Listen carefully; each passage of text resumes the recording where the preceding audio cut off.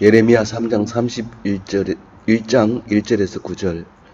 여호와의 말씀이니라. 그때에 내가 이스라엘 모든 종족의 하나님이 되고 그들은 내 백성이 되리라.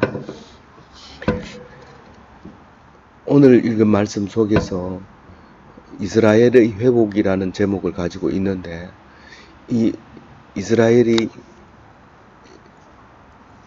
사실은 남유다죠. 유다가 지금 바벨론에 끌려가 있는 상태에서 예레미야가 이제 그 남유다가 돌아오는 이야기를 하는 것이 예레미야서로 되어 있습니다. 근데 오늘 읽어보면 유다란 말은 1절 없습니다. 그리고 오직 이스라엘 이야기하고 사마리아 이야기하고, 그리고 그 에브라임 이야기하는 걸로 보면 북이스라엘에 대해서만 이야기하고 있습니다. 다시 말해서 남유다가 포로에서 해방돼서 오는데 왜 북이스라엘이 해방돼서 오는 것처럼 얘기를 하고 있는가?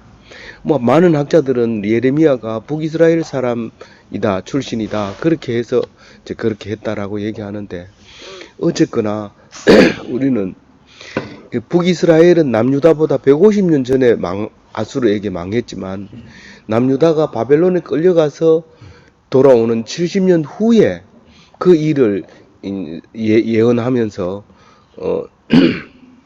이 예레미야는 북이스라엘을 따로 모집하지 않고 전체를 묶어서 이스라엘이 돌아올 것이다, 그렇게 얘기를 하고 있습니다.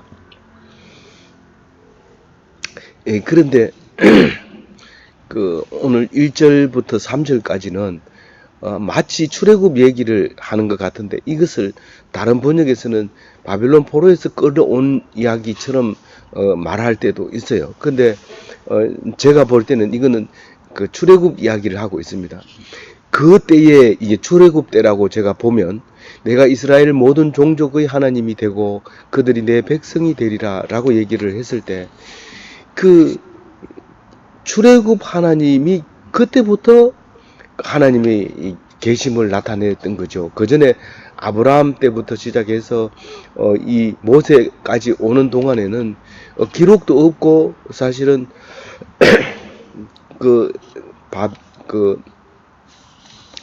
이집트 400년 사는 동안에는 아무 하나님의 역할을 못했죠. 근데 지금 출애굽하면서 하나님이 되시기 시작하고, 그 출애굽한 백성의 하나님이 되겠다고 선포한 것이 있습니다. 그래서 2절에 보면 칼에서 벗어난 백성이 광야에서 은혜를 입었나니, 그렇게 얘기합니다.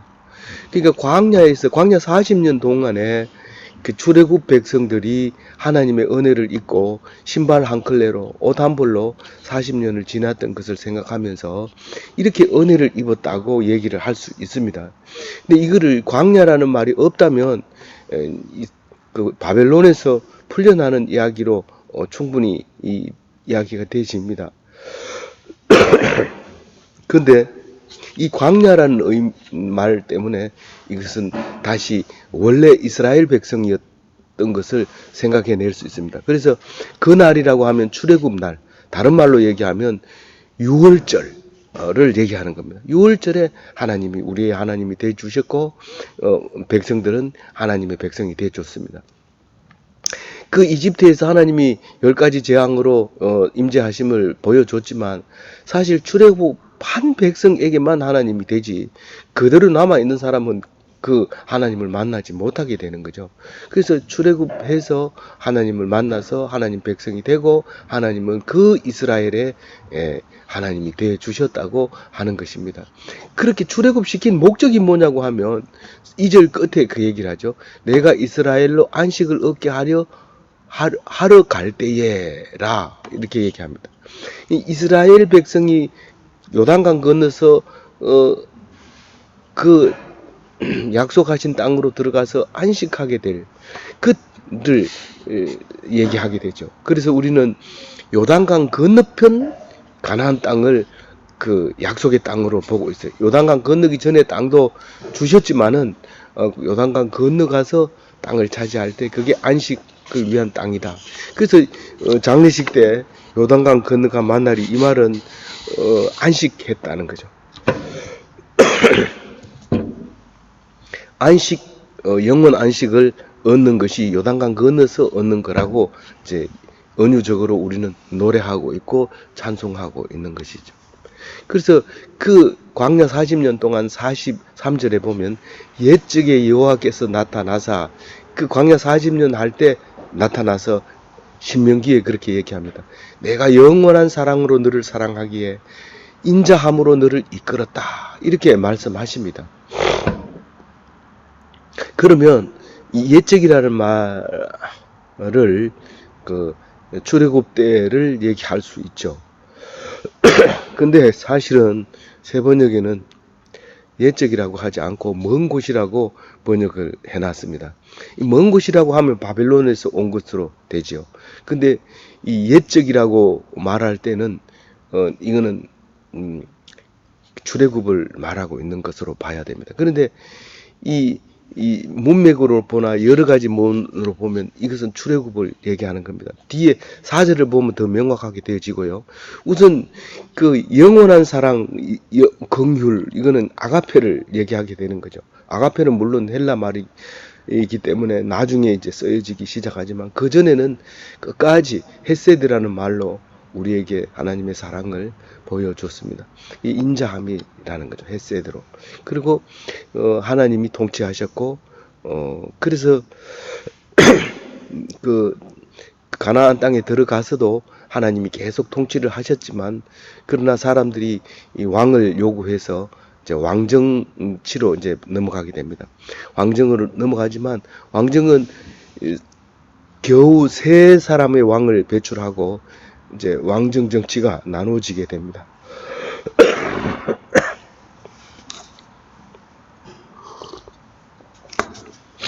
그래서 3절까지는 그 옛날 출애굽의 하나님을 말씀하고 계셨고요. 그리고 이제 4절부터는 새 출애굽을 얘기합니다. 새 출애굽이 이게 진짜 이제 바빌론에서 온 것을 새 출애굽으로 얘기하는데, 처녀 이스라엘아 이렇게 부릅니다. 이제는 죄가 없는 순결한 처녀가 돼버렸어요, 이스라엘이. 왜냐하면 죄 지은 죄를 다 복역을 했거든요. 죄값을 다 치렀거든요. 70년 동안 죄값을 다 치렀기 때문에 이제 사랑스러운 내 딸 처녀 이스라엘아 이렇게 부르게 되는 것이죠. 어느 집 딸이든지 딸은 아깝고 참 사랑스럽고 그런 거죠. 그래서 이제 다시 너를 세우리니 그럽니다. 4절에 다시 너를 세우리니 내가 세움을 입을 것이요 다시 즐거워하리로다, 그렇게 얘기합니다. 근데 다시 세우겠다 이 말은 새 출애굽을 시키겠다는 거죠. 출바벨론이죠. 원래는 두 번째 출애굽이죠. 그래서 네가 세움을 입으리라. 세움을 입을 때 얼마나 기쁜지 소고를 들고 즐거워하면 그 소고의 박자에 맞춰서 춤을 추는 사람들이 막 이렇게 떼거리로 되어서 나오는 것을 이제 볼 수 있습니다. 그런데 여기 봅니다. 5절에 보면 네가 다시 사마리아 산들에게 포도나무를 심되 심는 자가 그 열매를 따기 시작하니라.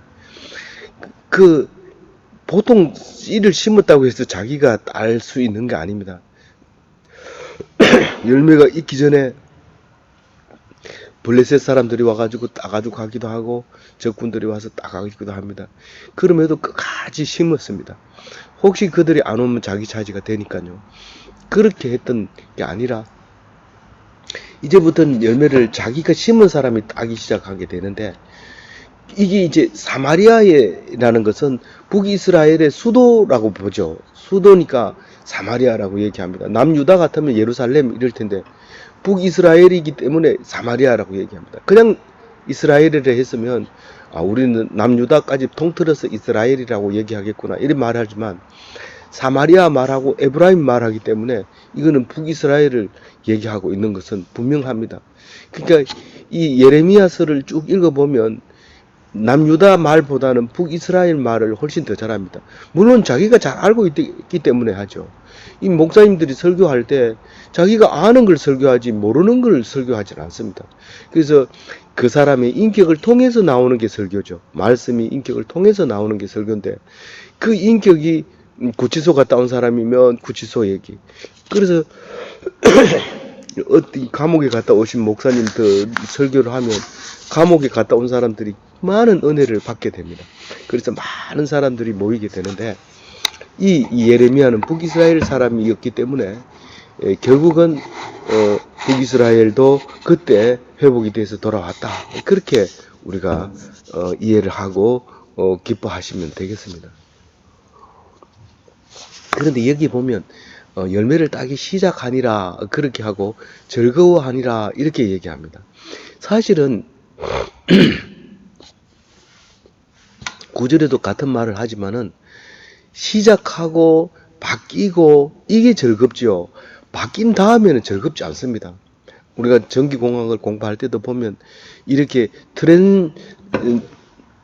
트랜스 상황에서 포지티브 에지, 네가티브 에지가 중요하지, 스테이트, 그 하이 상태나 하이 스테이트나 로우 스테이트에서는 그게 의미가 없습니다.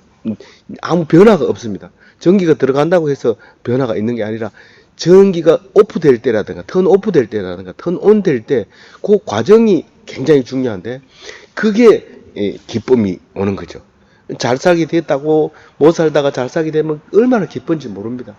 그게 미분으로 따지면 그 상태가, 미분 상태가 기쁨의 상태입니다. 이 미분은 이 변화가 없으면 미분의 값이 안 나옵니다. 근데 변화가 있으면 그 미분이 이 값을 가지게 되죠. 그래서 이게 지금 4절, 5절, 6절은 미분 상태에서 값을 얘기하고 있는 겁니다.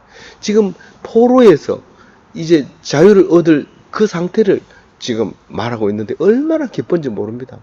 착고를 벗어버리고 압제하던 사람이 없고 자기들 중에서 왕을 세우고 지도자를 세우고 이 상황이 너무 기쁜 거죠. 그거를 자기가 심은 열매를 자기가 따고 이게 얼마나 기쁜지 모릅니다. 그런데 시간이 지나면 당연한 것이 되기 때문에 즐거운 게 없어요. 그런 상태를 지금 얘기하고 있습니다. 6절도 마저 그런 의미를 가지고 있는데, 에브라임 산 위에서 파수꾼이 외치는 날이 있을 것이라. 이러기를 너희는 일어나라. 우리가 시온에 올라가서 우리 하나님 여호와께로 나아가자 하리라. 이 에브라임은 북이스라엘의 정 가운데일 뿐만 아니라 여기 이제 제일 마지막 절에 보면 이게 에브라임을 장자로 삼는다고 하는데, 사실은 에브라임의 아버지가 요셉의 두 번째 아들입니다. 에브라임이. 그런데 이 야곱이 축복 기도를 할 때 에브라임에게 오른손을 얹어서 축복 기도를 함으로써 장자권을 에브라임에게 주는 것을 볼 수 있습니다. 그리고 이 북이스라엘을 대표를 에브라임으로 지파를 계속해서 이제 지목을 하고 있습니다. 이거는 지명이라기보다는 사람 이름으로 보는 게 더 나을 것 같아요. 물론 지형도 가장 좋은 땅을 가지고 있지만. 그래서 거기서 산 위에서 파수꾼이 외치는 것은 상징적이죠. 이 좋은 소식을 전하며 평화를 공포하는 복된 소식을 전하는, 복된 소식을 가져오며 구원을 공포하며 시온을 향하여 이르기를 내 하나님이 통치하신다 하는 자의 산을 넘는 발이여 어찌 그리 아름다운가. 이게 이사야서 말인데 너무 많은 내용이 그 안에 들어 있어 가지고 우리는 이 말을 많이 인용을 합니다. 이 산 위에서 말씀을 전하게 되고, 파수꾼은 말씀 전하는 사람, 원래 말씀 전하는 사람은 아니죠. 나짜르라고 하는 보호하다, 순종하다, 견지하다, 지키다 이런 뜻을 가지고 있는데, 말씀을 지키는 것을 이 파수꾼이라고 얘기를 합니다. 그래서 파수꾼이 뭐라고 얘기하냐면, 시온에 올라가서 이 예루살렘에 가서 하나님께로 나아가자. 우리가 하나님께 나간 게 뭡니까? 하나님 만나러 갑시다. 가보니까 하나님은 안 계시고 말씀만 가지고 계속 이야기하는 거예요. 이 말씀이 하나님이 말씀으로 계시는 거죠. 그래서 하나님께 나아가는 그런 거를 얘기하고 있는데, 사실 이 바벨론 포로 갔다 돌아올 때 에스라 같은 학자들은 말씀을 가지고 옵니다. 그 바벨론에서 말씀을 정리해서 그걸 들고 와서 예루살렘에 와서 이 선포를 합니다. 그때는 마이크가 없었기 때문에 많은 사람들이 모여 있을 때 한 사람이 그 두루마리를 펴서 읽으면 그 다음 사람이 그 소리를 듣고 또 여러 사람한테 소리를 지르면 또 그 들은 사람이 또 다른 사람에게 소리 지르고 이런 식으로 이렇게 많은 사람에게 전파했는데 지금 6절에 그 모습을 보고 있습니다. 근데 사실 이것도요, 그 순간 얼마 지나지 않아서 또 없어집니다.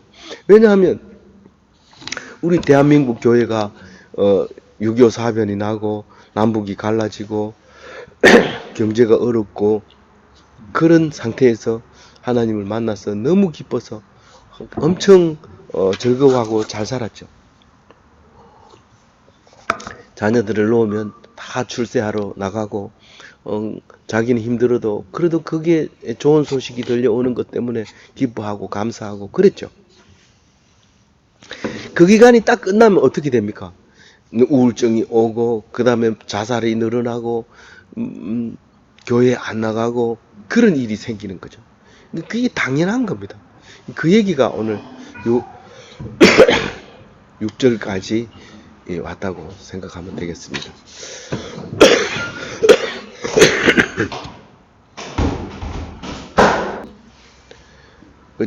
7절에 보면 여호와께서 이와 같이 말씀하시니라. 너희는 여러 민족 앞에 서서 야곱을 위하여 기뻐 외치라. 너희는 전파하며 찬양하며 말하라. 여호와여 주의 백성 이스라엘의 남은 자를 구원하소서 하라. 이 모든 민족 앞에서 기뻐하라. 사실은 모든 민족 앞에서 이게 기뻐하지 못했습니다. 그래서 예수님이 오셔서 기뻐하기 시작하는데 어쨌거나 야곱을 위하여 기뻐하라.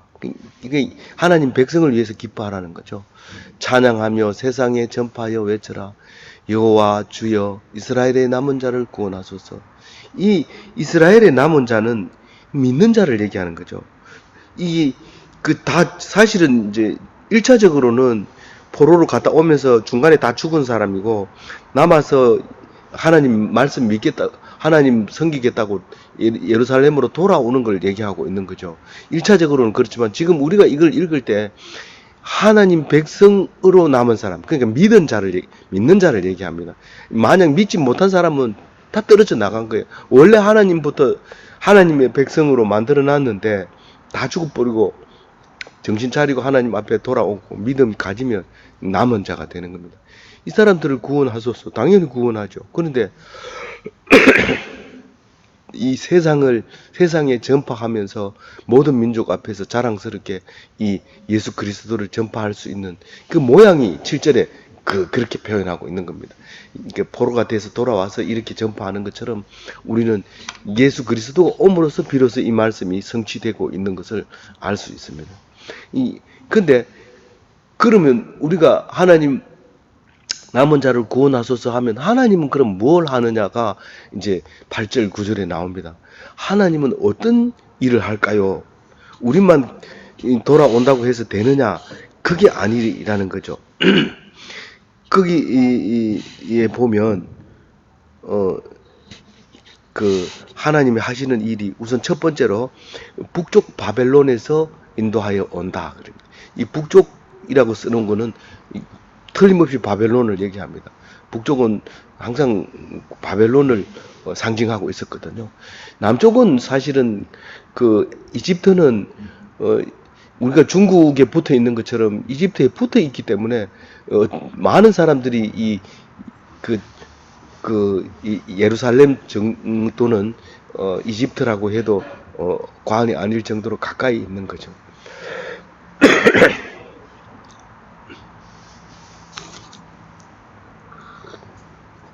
그래서 북쪽 땅에서 인도하여 내며 땅 끝에서부터 모으리라. 요 땅 끝에서부터 모으리라 요 단어를 보면 이스라엘이 확실히 들어가 있습니다. 이 아수르는 엄청난 넓은 땅에 이 북이스라엘을 흩어놓습니다. 근데 남유다는 사람이 적을 뿐만 아니라 바벨론으로 다 끌고 갔어요. 그래서 땅 끝까지 불러 모으리라 이 말은 이스라엘의 아수르에 의해서 흩어진 그 사람들도 다 모으게 됩니다. 나중에는 2000년 뒤에 그 유대인들은 전 세계로 흩어져서 특히 저기 바다 건너 유럽 쪽으로 많이 가 있었는데 이 사람들이 다 되돌아와서 지금 이스라엘을 만들게 되는 역할을 합니다. 그래서 지금 유대인들은 이것을 지금 나라가 만들어지고 있는 그것을 임하를 하고 있는 거로 생각하고 있지만 사실 예수 믿는 사람은 2000년 전에 이미 너희들은 가짜다. 진짜는 예수 믿는 사람이 진짜 이스라엘 백성이다라고 선포를 했기 때문에 이제 이 말은 우리 유대인에게 말을 하는 게 아니라 기독교인에게 말하는 겁니다. 땅 끝까지부터 전부 기독교인을 모아가지고 올 텐데 거기에 오는 사람들이 명단 중에는 맹인, 지체 부자유자, 임신부, 출산이 임박한 여인 이런 사람들이 와요. 주로 땅 끝에서 오는데 그런 사람이 온다니까요. 그 무슨 말이에요? 굉장히 그 병자들, 그러니까 그 의원이 필요한 병자들 이런 사람들이 옵니다. 사실 그 건강한 사람은요 이 나라에 가도 살고 저 나라에 가도 살고 죽는 게 겁이 안 납니다. 그런데 이 장애자나 이 여러 가지 그 지체 부저유주 같은 경우에는 그 나라에서 주는 복지 아니고는 견뎌내기가 어렵습니다. 거의 이 복지에 의해서 살아가는 것이죠. 그러다 보니까 이 왕이 필요하고 지도자가 필요하고 영도자가 필요한 거죠. 그런 사람들이 모인 겁니다. 나중에는 예수님이 오셔가지고 무슨 말을 하면 병자라야지 환자라야지 의사가 필요하다. 나는 그런 죄인을 위해서 내가 왔지 의인을 위해서 온 게 아니다. 자기가 의인이라고 하면 나는 필요 없다. 죄인이라고 하는 사람에게만 내가 필요하다. 그 얘기를 이제 선포할 때 바로 그런 말을 하고 있는 것이죠. 그래서 큰 무리가 옵니다. 엄청 큰 무리가 오지만 그 사람들은 전부 장애자고 우리 이 교수님의 그 구역 식구들은 전부 장애자라고 그러는데 장애자니까 오지 잘 나가는 사람이 국회의원이 그 구역 식구로 와가지고 구역 예배에 참석하겠어요? 안 옵니다. 그 뭐 고급 레스토랑에서 식사하고 그렇게 하지 누가 거기 국수 주는데 가겠어요? 안 가죠. 그게 이제 오늘 8절 말씀입니다. 그리고 하나님이 어떤 일을 또 하시느냐 하면 9절에 그 돌아오는 사람들이 그냥 오는 게 아니고 울면서 와요. 세계 각국에 흩어져 있는 사람들 울면서 오는 게 이게 이제 회개한다는 뜻이죠. 집 나간 탕자가 집에 돌아올 때 아버지한테 받은 그 몫을 다 가지고 다 탕진하고 신발 다 떨어진 거 신고 옷 다 떨어진 거 입고 목욕도 못한 상태에서 아버지 집으로 돌아옵니다. 그럼 울면서 오죠. 내가 불효자라고 생각하면서 후회하면서 그리고 살아서 돌아온 게 얼마나 기쁜지 모릅니다. 그래서 자기는 울면서 옵니다. 그런데 와가지고 어떻게 합니까? 하나님 그 아버지 앞에 내가 잘못했습니다. 내가 어리석었습니다. 나는 아들 될 자격이 없습니다. 아버지가 허락만 하신다면 내가 종으로 살겠습니다. 사실 우리 집 종보다가 더 행복한 종은 없었습니다. 내가 다른 데 종 하고 싶어도 이런 종이 없어서 탈출해 왔습니다. 그렇게 얘기를 하고 하나님이 제일이라고 아버지가 제일이라고 그렇게 했을 때 아버지는 깨끗하게 씻어주고 보석으로 치장하면서 맏아들 삼아주신다.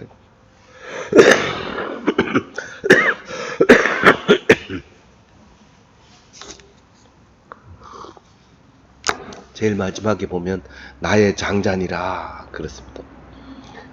장자가 돌아오는 거예요. 장자가 가만히 있었는데 날 장자 삼아 준대요. 그게 에브라임은 그게 돌아오면 에브라임이 되는 거예요. 이스라엘이 되는 거고. 그래서 장자를 삼아주고. 근데 그 회개하고 돌아서면 어떤 일이 생기냐면 내게는 어떤 일이 생기냐면 물 있는 계곡을 고든 길로 가게 하리라. 물이 있는 게 분명히 어디에 물이 있는데 못 찾는 거예요. 그래서 막 헤매도 못 찾아. 그러다 지쳐가지고 쓰러져서 죽을 수도 있어요. 근데 하나님 앞에 회개하고 하나님 잘못했습니다. 이러면 하나님이 손가락을 딱 이렇게 들어 보입니다. 그럼 그 길로 가면 바로 물이 나오는 거죠. 물을 찾는 거죠. 이게 무슨 말이에요? 만사가 형통하는 거예요. 이게 돈이 있는 줄 알고 그 돈을 탐을 내서 가서 막 서류를 넣고 막 돈을 타가지고 곧 들어올 것 같죠? 원래 계획대로 하면 이번 주 말에 결정이 나서 돈을 줍니다. 기다리고 일주일 동안 국수 먹어가면서 기다렸는데 그게 안 됐습니다. 그럼 또 국수 먹든지 거지가 되든지 해야 됩니다. 이 물을 찾으러 가는데 똑바로 못 가고 오는데 도로 당기다 지쳐버려. 근데 하나님 말씀을 들으면 만사가 형통해진다. 그 말을 하고 있습니다. 하나님이 하시는 일은 바로 하나님을 찾는 자에게 길을 열어주시는 역할을 하십니다. 그게 9절 말씀입니다. 하나님은 때가 되어서 돌아오는 백성에게 이렇게 할 준비를 다 하고 기다립니다. 근데 우리는 설마 뭐 하나님이 그런 능력이 있을까? 그렇게 얘기하는데 절대로 그게 아니라 기도하고 하나님 앞에 돌아서면 길을 열어줍니다. 이 말씀이 누가 말하기를 인생의 매뉴얼이다. 매뉴얼을 보고 살아라. 그러면 실패를 하지 않는다. 고든 길로 간다. 고든 길로 간다. 그러나 성경은 안 읽고 한 거는 죽도록 고생하고 나서 성경 읽어보고 내 말이 여기 다 들어있네. 죽도록 인생 그 자서전을 써가지고 이렇게 두껍게 돈 주고 만들었는데 성경 읽어보니까 내 건 아무것도 아니야. 버려야 돼. 성경 가지고 충분해. 그거 가지고 읽어봤자 소설보다도 못하고 성경보다 못하기 때문에 다 필요 없는 거야. 그게 재미도 없는데 그걸 자서전이라고 돈 많이 주고 그걸 만들어 책을 펴서 읽지도 않는데 사람한테 막 강제로 맡기고 막 이렇게 그렇게 하지 말고 성경 읽고 자존감을 세우고 기독교인으로서 천국인의 삶으로서 그렇게 살아가는 훌륭한 기독교인이 다 되시기 바랍니다. 아멘.